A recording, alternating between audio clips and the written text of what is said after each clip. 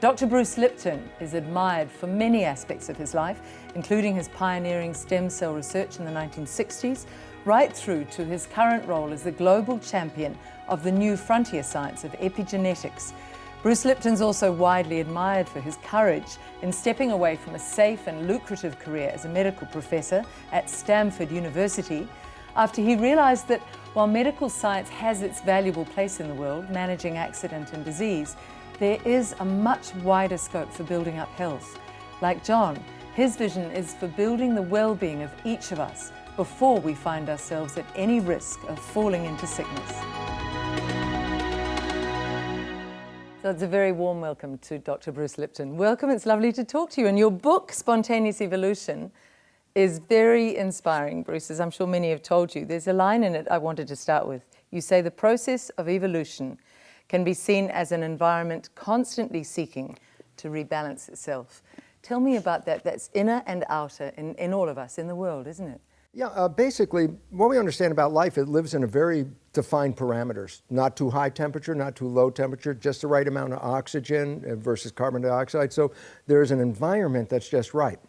But when organisms are introduced into the environment and are growing in the environment, they're using up metabolites, they're throwing waste matter back in, they're influencing other organisms. So every organism comes in the environment seems to offset the balance to a certain degree.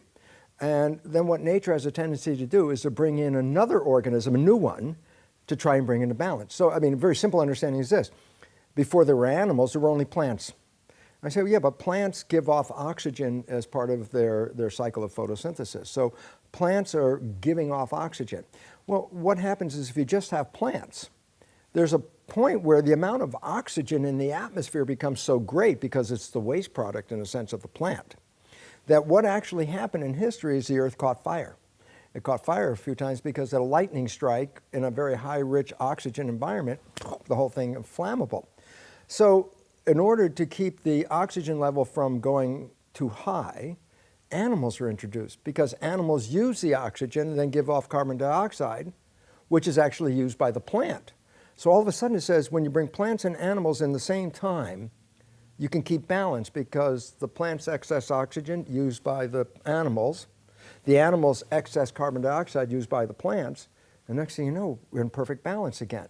So that's how nature does it. So it's an incredibly optimistic view, Bruce. You could say that all of this climate change and climate warming will be rebalanced because the Earth always looks for balance. It will always seek balance, and the question is, will we be here as part of the balancing act? That is still a question that's up in the air because right now it's like 50-50. The extinction is looming, meaning that humans have, you see, every organism that comes in, as I said, brings more balance in and more power in influencing balance. So you can say, where are humans in this? I say, well, pretty much at the top of the pile. I said, but what relevance is that? They have more power in balancing the environment than anything underneath them. I said, well, this is really good, except if you didn't understand that humans were supposed to bring balance, that same power could be used in a negative way and destroy the environment. This is what we're finding right now, that humans have altered the ecosystem so much in a negative way that we are threatening our own existence as well as the web of life. And many people feel helpless and hopeless there. One of the things is to raise the level of health. I know, John, this is what your whole mission in global health is, get individuals so healthy, thinking so clearly, that they want to help the greater good. Would you agree with that? 100%. The idea is this, you know, there's a tendency that, oh, there's so many problems in the world. Let's go out and fix the problems. The old hippie days, they had a saying, before you go out and save the world, take care of your own backyard. And this is what I think John is really trying to emphasize. Before I can go out and say, let's bring health to the world, if I'm not healthy, then what contribution am I offering? So first I become healthy, and then once I live and I'm becoming healthy, I create health in my environment. Each one of us then creating health collectively adds up to this thing. You can't send a bunch of people that are not healthy out into the world and say, make the world healthy. They're not healthy to begin with. They're not balanced. No. You've just summed up our whole program. Thank you. Our oh whole my God, series. So many minutes. We can replay this now over and over. Exactly. Okay. But I want to talk about how individuals do that process and what you're talking about in this book and all your books about the belief processes that can be tweaked, if you like, so that you take much more responsibility for the self.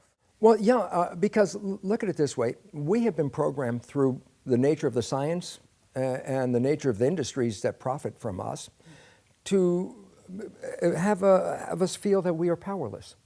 Now, I have no control over my health. I have no control over this or that. So generally, what have people been programmed with? Irresponsibility. Why should I be responsible for my health? If my genes are going to give me cancer no matter what I do, then I don't care what I do. And then we program irresponsibility in, and then nobody's responsible for anything. And then it turns out the whole thing's falling apart because the primary understanding was we are responsible for our lives and those around us. So the definition of epigenetics, which is something that you work on, Bruce, so much. Could you tell us how you sum that up? Well, yeah, it's very interesting because what I was teaching in medical school was a concept called genetics, genetic control, which is what everybody believes. Oh, my life is under genetic control, which means control by genes. Well, then think about it. As far as we know, we didn't pick the genes we came with. If we don't like the traits or the genes that we have, I'm sorry, you can't do anything about that. You've got these genes, and you can't control the genes. Well, if I buy into that story that says, my God, my life is somewhat predetermined by my genes, and I have no power over them. It creates a helplessness, a victim sort of mentality. Victim, and it's very interesting because on a business model, if somebody perceives they're a victim, then somebody else is going to come in and say, I'm the rescuer. And if you have a rescuer, then the victim says, I will give you what I have for you to rescue me. I have no control over my life, but you know, and therefore, how much money do you want? And all of a sudden, you start to realize how the so-called rescuers came in, but not to really help us, but to capitalize on the fact that we believe we're powerless, and we offer,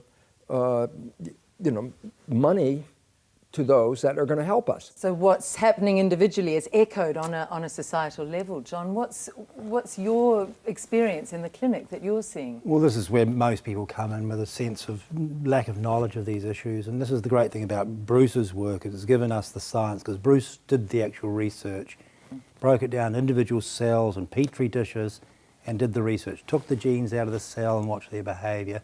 We didn't have access to the science until Bruce started publishing his books and made them available.